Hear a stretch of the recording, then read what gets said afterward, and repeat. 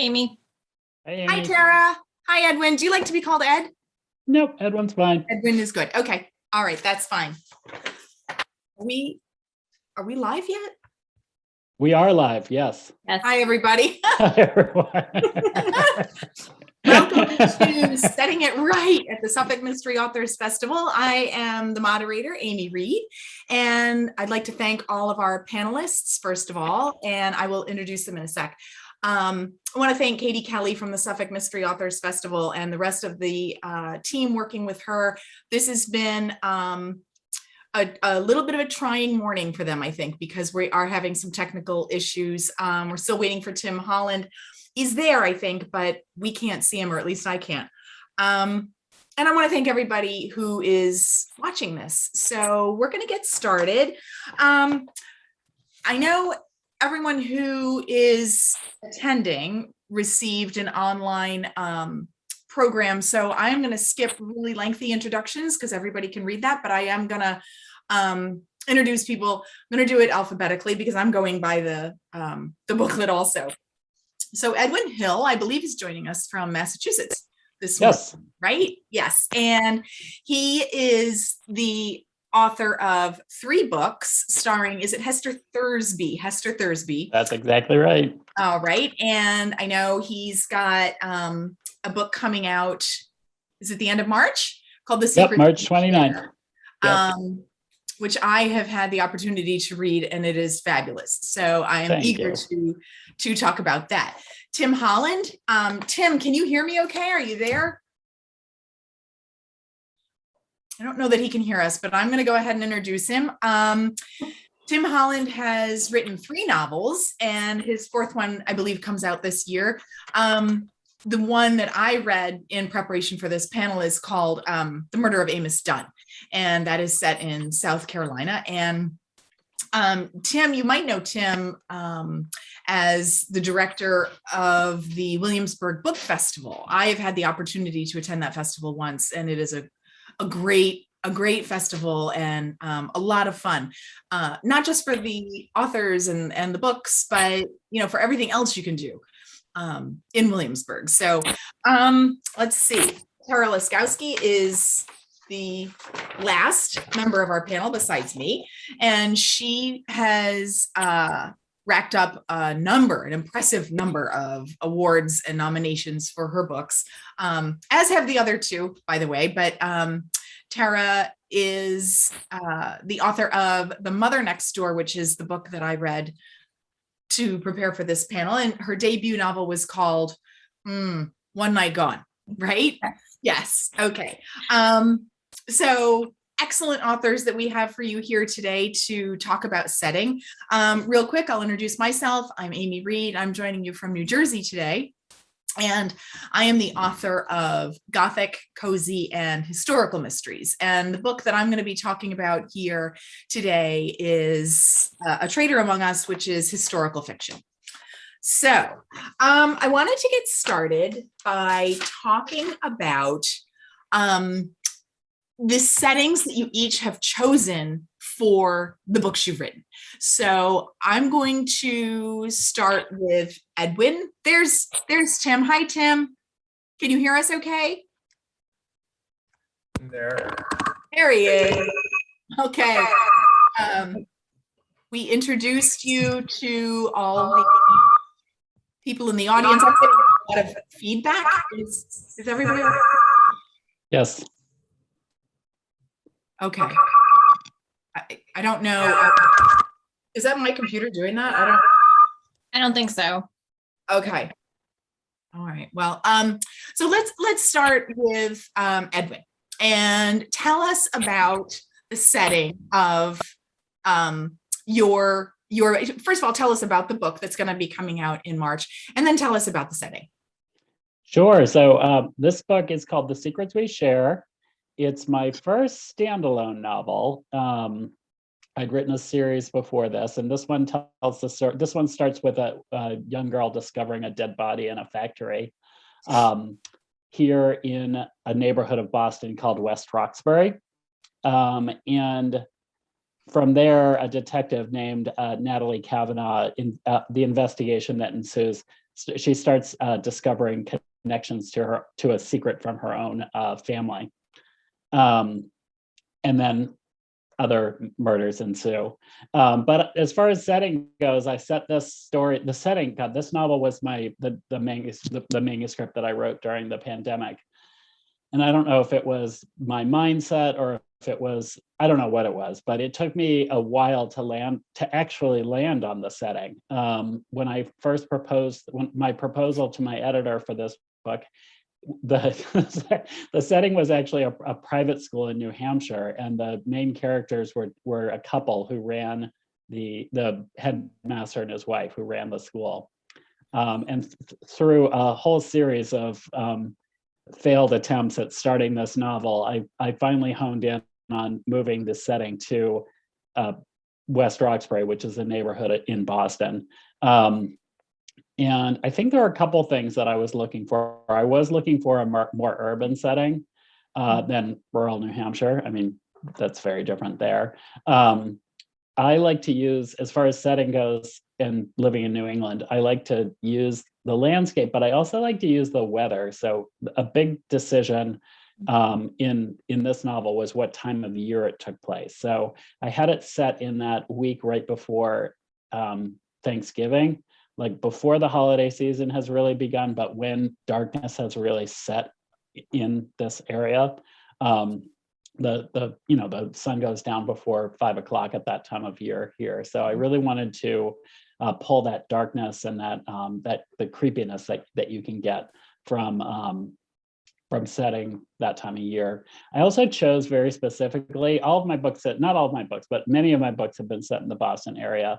And they've been set in different parts of the Boston area. And I did choose West Roxbury, which is the most outer neighborhood of Boston. And it is part of Boston, but it also has a lot of green space and a lot of outdoor space. So I wanted the characters to be able to get lost in the wilderness. It's also set right next to a town. I actually fictionalized the town, but the town is based on a real town called Dedham, which is both a suburb and also very rural at the same time. So it was really, it was convenient for me because I could have my characters go from being in the city to being in the country in 10 minutes, which is really convenient when you want to strand someone or use that outdoor setting. Yeah, definitely. You touched on a number of points that I have jotted down that I want to talk about later. And actually you answered one of the questions that I did have, which was whether your setting changed from the time you started writing the book to the time you wrote the end, or the time you sent it to your editor. So that is really interesting. And I'd like to circle back to that in a little bit. Tara, is it Tara or Tara? It's Tara. You're right. Okay. Tara, why don't you tell us a little bit about The Mother Next Door, and which I believe is your most recent release, right? October of 2021?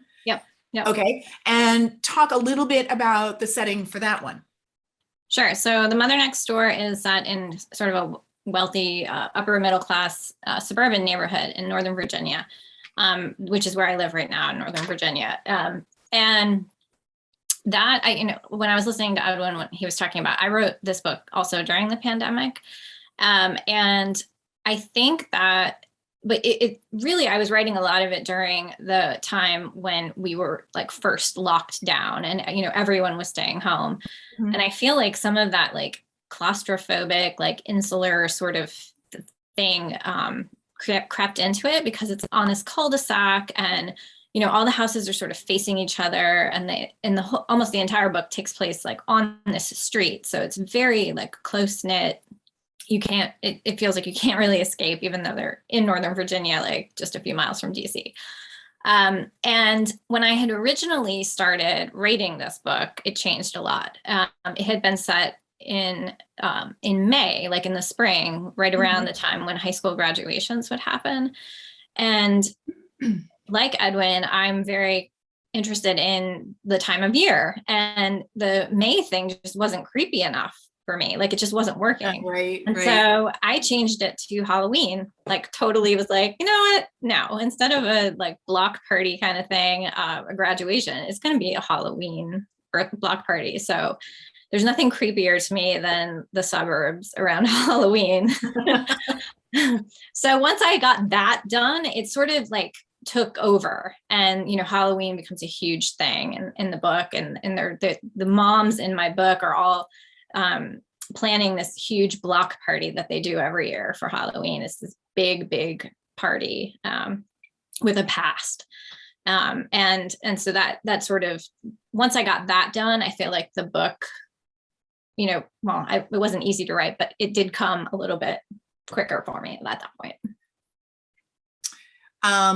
I have to say, setting that book around Halloween, I mean, it was perfect. It was, there's so much, like, I hate masks. I hate anything to do with masks. So, like, to me, Halloween has this inherent creepiness. And I just loved, that the moms all had to dress sort of as a theme. And, there was that one costume that kind of gets repeated throughout the book, which is fabulous. It was just great. I looks like we've lost Tim. I can tell you a little bit about the setting for Tim's book, The Murder of Amos Dunn. That takes place in South Carolina, which it looked to me from Tim's biography that he lived in South Carolina for quite a while. So I'm sure he's familiar with the area. It takes place in a small town with both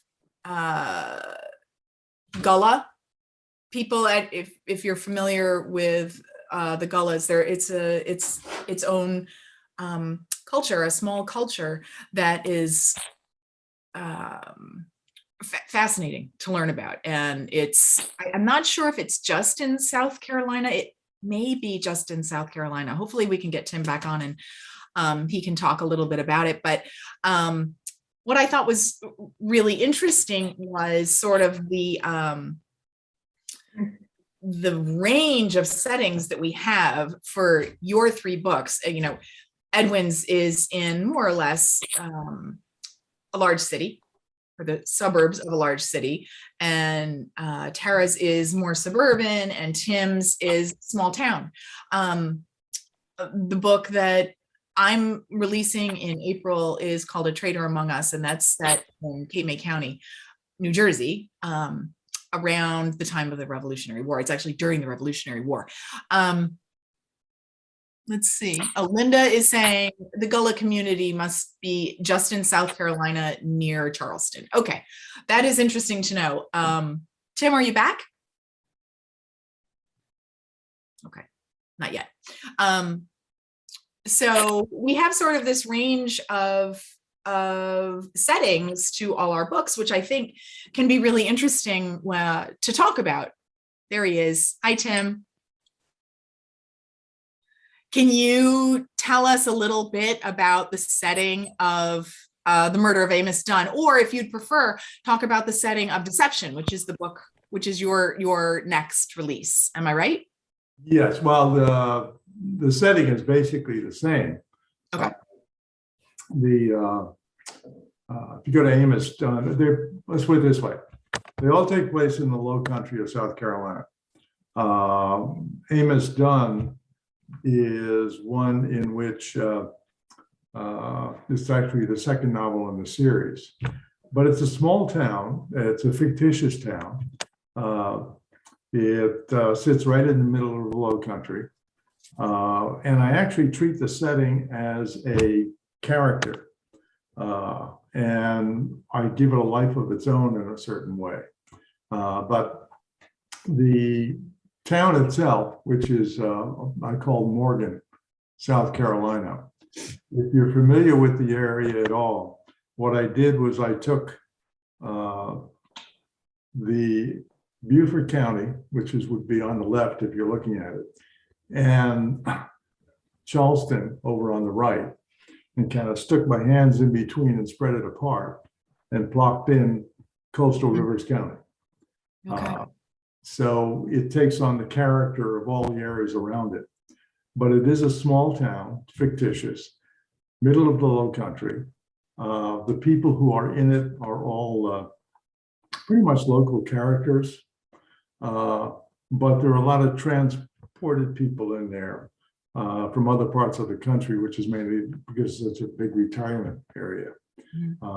So the setting itself is designed to pick upon the actual physical location. For instance, in The Rising Tide, which was the first book,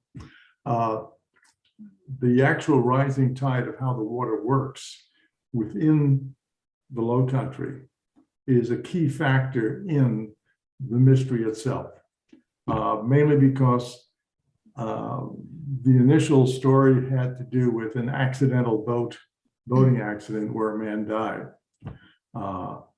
Because of where the boat was found, where he was found, and so on and so forth in the marsh, the police didn't think anything about it. It looked pretty normal to them.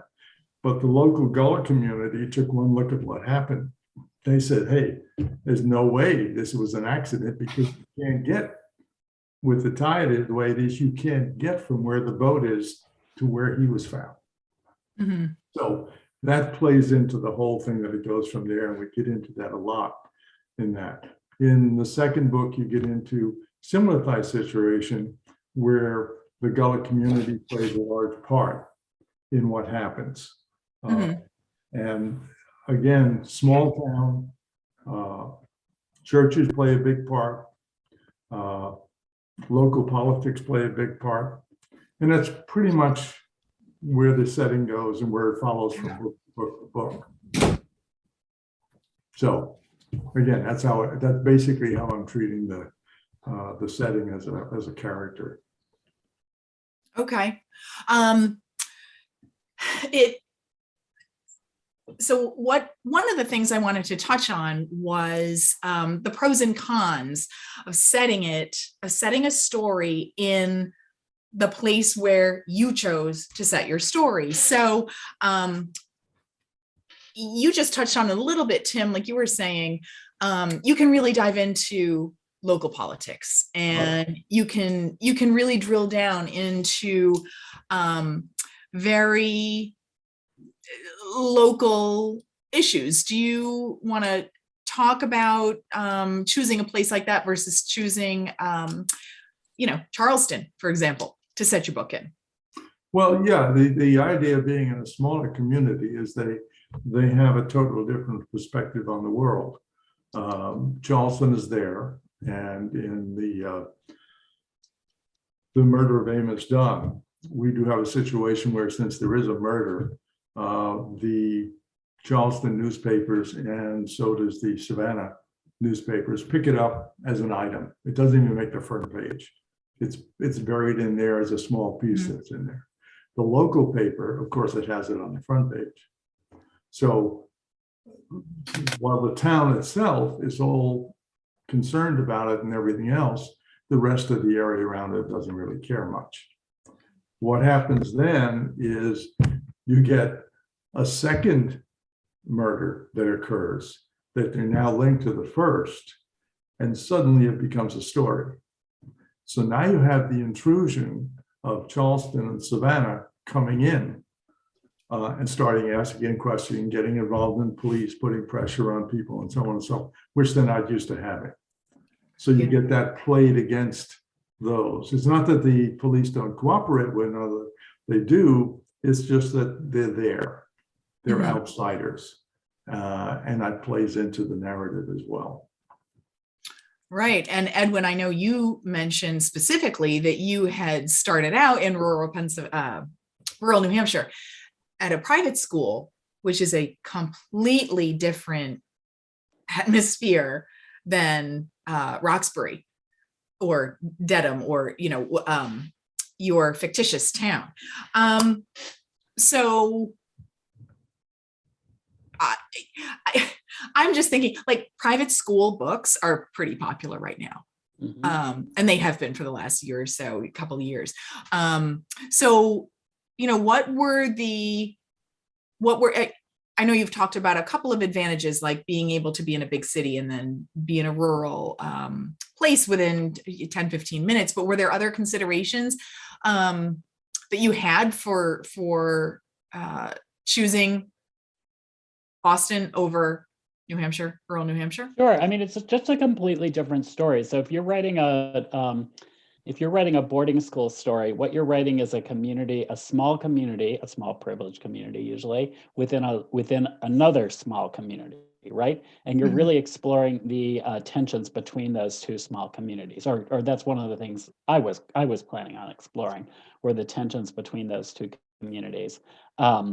But also the tensions within those communities. So that's just like a completely different novel. One of the nice things about setting something in a city is there's an anonymity to living in a city, right? So with this novel, one of the things that I wanted to do was show the when you have a murder in a small town. I don't remember who said this to me, but that murder bruises that town or scars that town, but that wound stays with that town for a very, very long time. And so one of the things that I wanted to explore with this novel was how a long ago murder had actually scarred this town in a way where our two of our main characters come from. And then, but they've moved out of that town. They've only moved down the road to Boston, but they have moved out of that town to sort of escape the stigma of that murder within that town. So I did I guess what I'm you're just getting me to think about this right now. But one of the things that I wanted to do here was to explore both what a murder does within that small town and how it stays with that small town, but then to contrast that with the anonymity of living in a city. So the two main characters in my novel, there's Natalie Kavanaugh, there's her sister Glenn. They both live in Boston. They're part of the community, but they're not like part of the community the way, as Tim was saying, like the worldview in a small town is very different from the worldview in a city. And so you can sort of disappear into a city in a way that you could never disappear into a small town. I grew up in a very, very small town, and everyone knows everyone's business. And so Tara, how about you? What were there any particular challenges that you faced, or what were the pros and cons of writing your story in a suburb in Northern Virginia? You're muted. Sorry. Yeah, so the suburbs was really important, I think, to my book, because I was thinking, if it was set in a more rural area, the houses would be too far apart for people to really be the kind of neighbors that I needed these moms to be.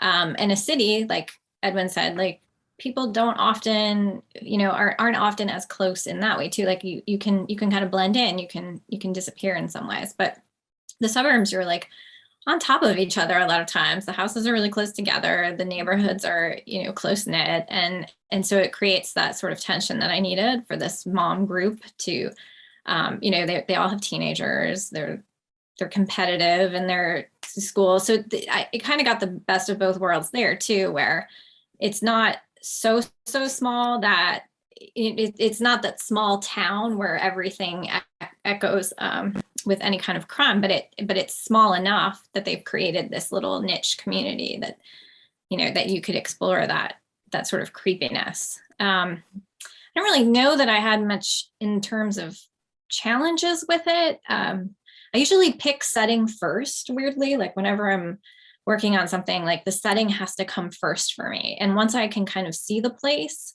then I can put people in it and find out like what bad things happen. Right. Everything else is a challenge in my writing, but usually the setting is something that comes pretty easily. So it's funny, I always choose setting first also. It's always, for all my books, that has been my first consideration.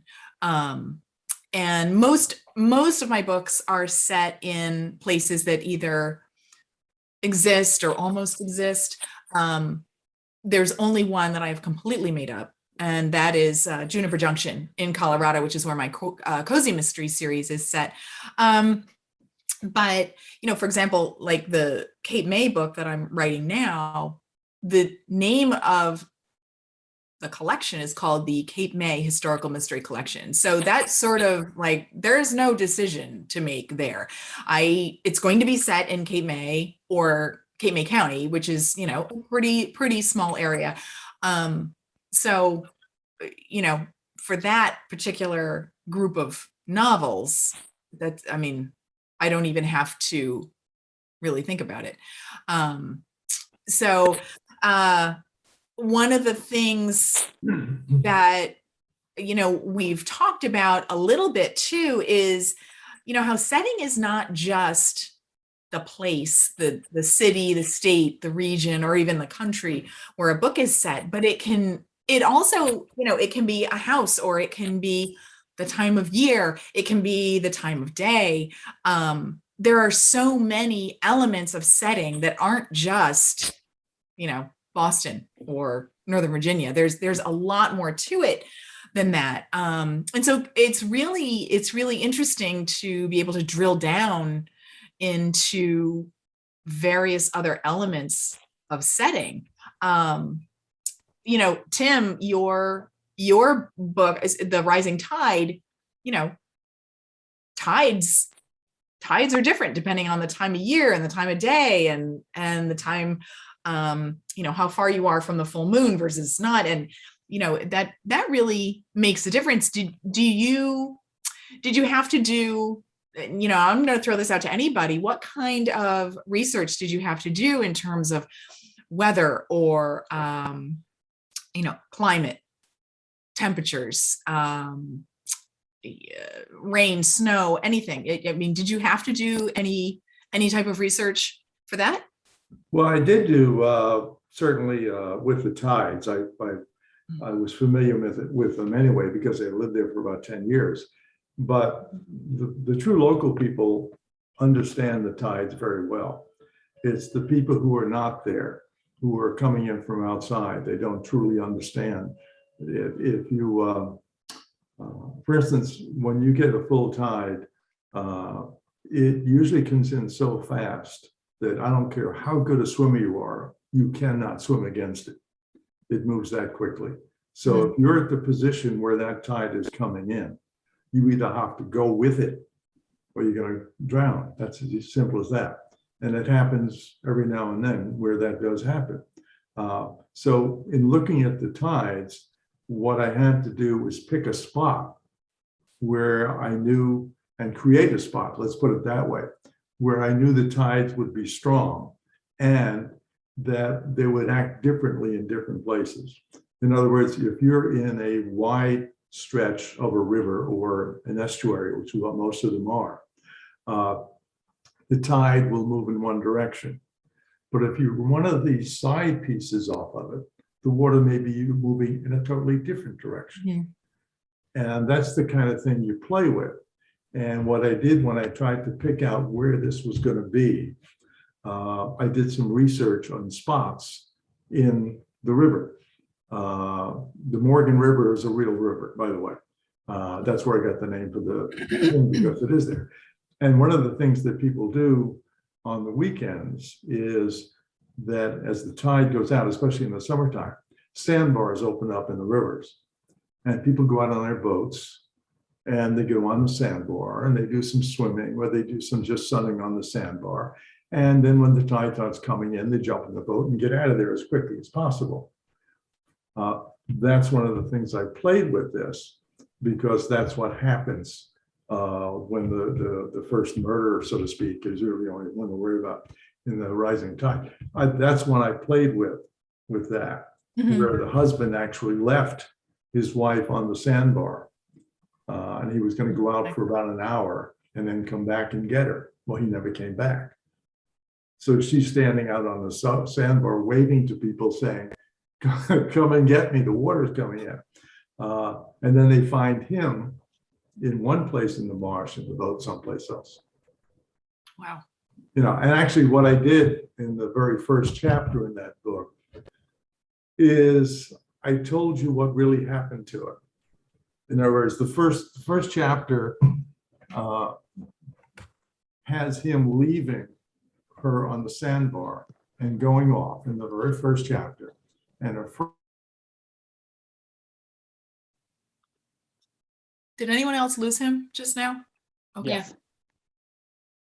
Tim, you there? Okay. Well, do Tara and Edwin, do you want to take that question? about any research you may have done to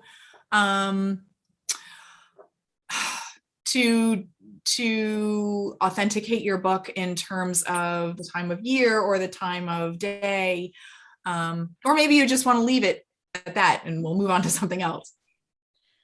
I'll just say really quick that I was always kind of taught not to describe the weather too much. The boat, then his boat is gone. Hold on. Because it's gone off in a different direction. So this is where the thing fits in together and you figure out where these are. And that's what the whole thing, again, in research, there are a lot of these so-called holes around where the water will come in, but the marsh grass has grown up and it's like a mini lake within the marsh grass. Okay. And so what I did is placed the action in that little hole that's there. Okay. And while you cut out, Tara started answering the question also, and she was saying she was taught not to dwell too much on weather while she was in general as writing essays. But what's funny is my first book, One Night Gone, is set at a beach town, and the main character is a meteorologist, and so she pays attention to weather, and so I felt like I was justified in like, you know, her describing the snow squall on the beach in the winter months or whatever. Right. So it was a great way to be able to get that atmosphere in like an authentic way. So that's how the atmosphere is so central to that novel too. So well done. What a good idea. thank you.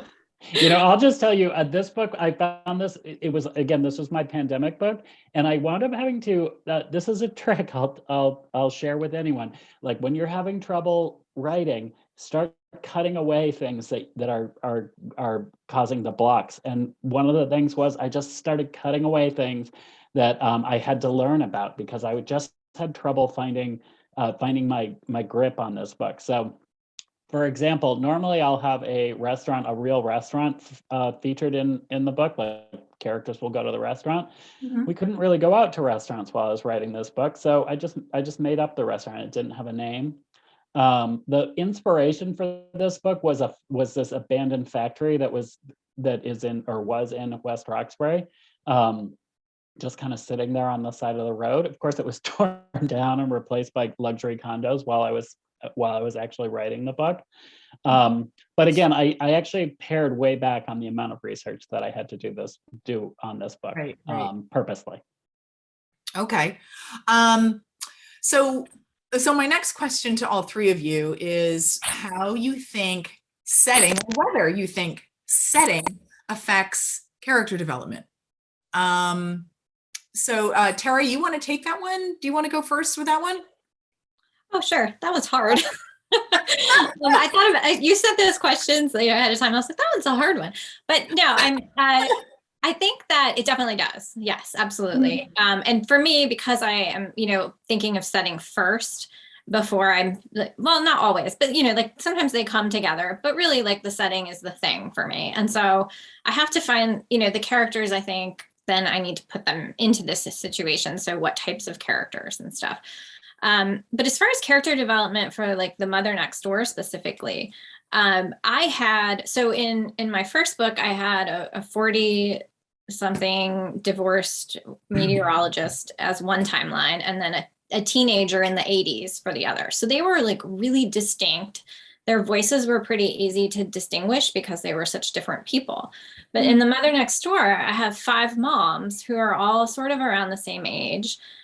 They live on the same street. They all have teenage kids that go to the same school. And so that was like a real challenge for me to distinguish them as people because, you don't want them to all just run together for the reader. And so I guess in that way, that was a challenge for my, as far as my setting, because I had put all these like kind of similar people together and then I had to figure out how to make them distinct. And so at times it was almost like I had to be stereotypical about that. Like I had to pick like one characteristic about each of them. It's like, okay, she's the bitchy one and she's the diva or, whatever it is. And it's like, you almost have to exaggerate those characteristics a little bit for the reader just so that they're able to be distinguished. So that's one way I think it affects it. I thought about that while I was reading that book too. I like a lot of times I'll read a book and the characters, I get so confused. Like I need to keep a piece of paper with me, like, and write down the characters. And this is so and so, and she's the bitchy one, or she's the diva. And I kept coming back to the names actually that you used for your characters, and they were so. There was something about those names that made those characters very distinct in my mind. So that's sort of as an aside, but that really helped me when I was reading the book, was the character names you chose, actually. It'll make my editor happy, because she's always yelling at me. She always tells me I have to pick a character, like no characters can have the same first initial. Right. Just everybody has to have a different one, or people will get right. And I totally agree with that. I think it helps. I don't always do it myself, but I do agree with that. So, Edwin, how about you? Do you want to take that question? Whether setting affects character development? Yeah, I mean, with this book, I would say I chose some very specific settings to sort of augment the characters and where they were in their lives. So, for example, the first scene takes place in 1995, and Natalie, who's the main character, and her sister and family have just moved to this cul-de-sac. And the thing that I wanted the cul-de-sac to feel very isolated in the way a suburb can feel isolating. And the way I did that was I made it a brand new development where only 2 of the houses had been completed. So Natalie and her sister live in one house, and some other characters live in the house next door, and all the other houses are under construction. I wrote a lot of backstory that wound up didn't make it into the novel, but basically the developer had gone bankrupt, and so there was like a lull in the building for whatever reason. And so I set them out in this circle. It's called Starling Circle, and they live there all by themselves, sort of like out in the middle of nowhere, which is something that was happening in the 80s and 90s.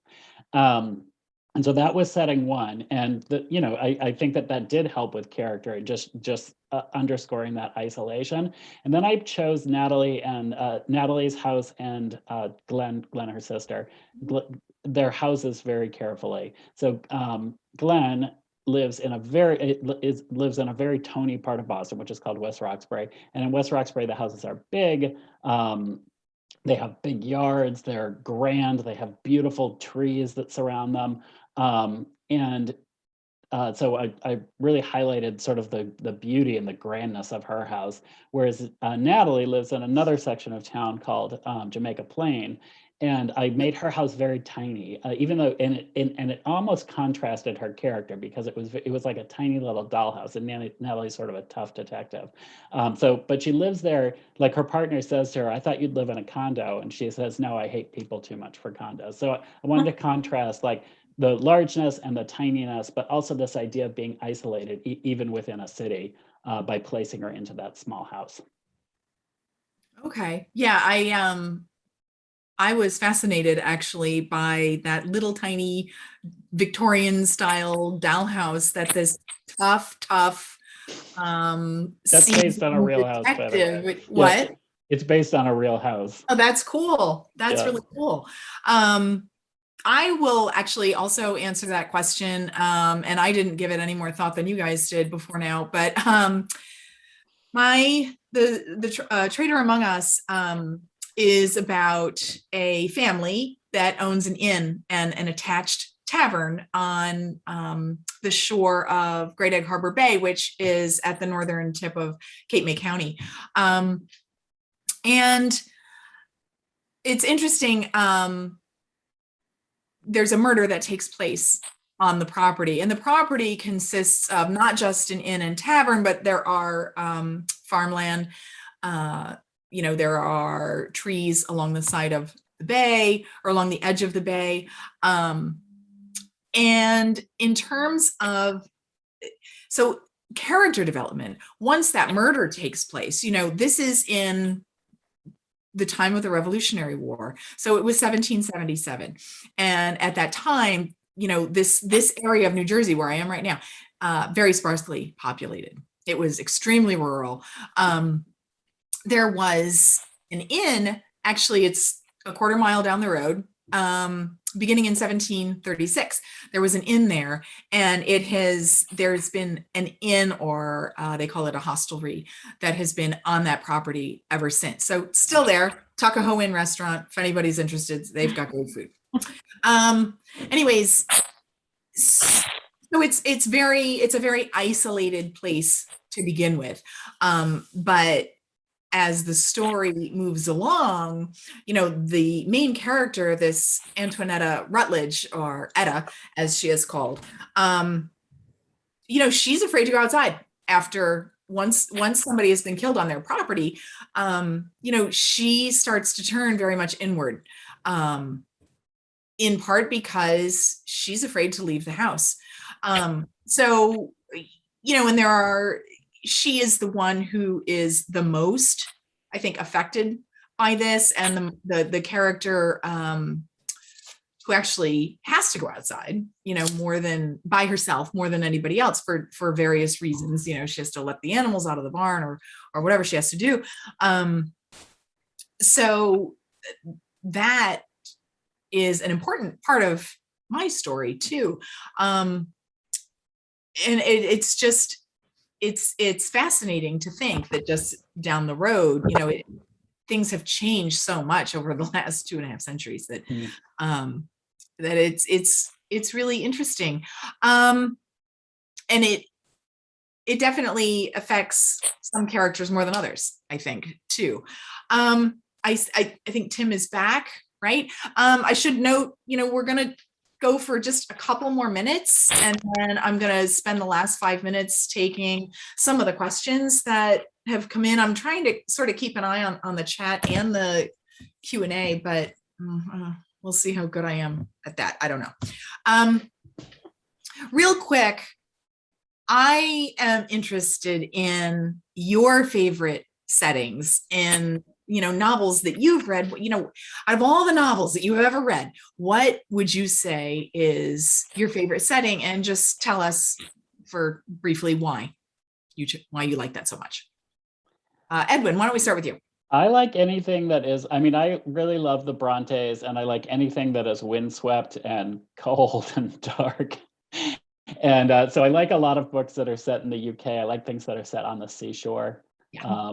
And so those are the things that I like. Awesome. Tara? So as far as mysteries are concerned, the person I think that comes to mind for me that has the best settings is Carol Goodman. The Widow's House in particular was it was set in the Hudson Valley in upstate New York, and during apple season on this mansion, and it was just gorgeous and moody and suspenseful. But my favorite all-time setting in any book is the Three Investigators mystery series. Yes. That I read when I was a kid. They're set in LA, and there's 3 boys, and they do all these solving all these mysteries. LA is the perfect setting for it because there's all these eccentric movie actors and crazy rich people, and it's just so fun. But their headquarters is in the junkyard in a camper. And there's all these secret entrances. And it was when I was a kid, all I wanted to do was hang out with them. It's the best setting. And there's actually a Lego set right now that somebody put together in Germany or something of their headquarters. And I'm I want that. That's cool. Yes, absolutely. Very cool. Tim, how about you? Do you have a favorite setting from a novel? I'm not hearing him. Is anyone else hearing him? Okay. Nope. I'm going to go with Rebecca. Can you hear me if I talk? Yes, now we can. Okay. You want to talk to us about your favorite setting in a novel? Oh, well, probably in a novel, if you want to go back to a classic novel, and then I'll talk about the Bronte Sisters or whatever, because I used them in the books. Actually, in the first book, they appear in that book, and the new one that's coming out, which is Deception, is my favorite book, being basically Anne Bronte's The Tenant of Wildfell Hall. And I use that as one of the deceptions that's going on in the book. It starts out basically with the professor, Sidney Lake, who's involved, and one of his associates, they're watching the Antiques Roadshow. And one of the persons in there comes in and they're carrying a copy, an original first edition of Anne Bronte's The Tenant of Wildfield Hall. In fact, it's supposed to have her pencil notations in it. And of course, the appraiser almost falls off his chair because, you know, I've researched this as well. And those books just don't exist. You can't find them. And if you did find them, you'd be talking 7 figures. And here's this young guy who walks in with this book, wondering if it has any value. Well, it turns out Sidney Lake recognizes it, or thinks he recognizes it, as a book he knows that was stolen in Morgan a couple of years earlier. And from that point, they then go forward trying to figure out where this guy is, where he got this book, what's he doing with it, and so on and so forth. And with that, I play into it off of a number of different things. One of the other big research points was that Sidney Lake actually wrote a book about a fellow by the name of Thomas Wise, who is the great literary forger from the Victorian era. And at one time, this is a real person, had been the head of the Bronte Society in Howard England. Bring him in as the possible person who has screwed up this novel, written in it, maybe forged some stuff in it, and so on and so forth. But within that, I just explore, because it's my favorite thing to do, I explore the novel, I explore the Bronte sisters, I talk about them, because he's a Victorian literature professor. And I use that as a particular focal point in the book, which people seem to, you know, you mentioned the Bronte sisters, everybody's read the book.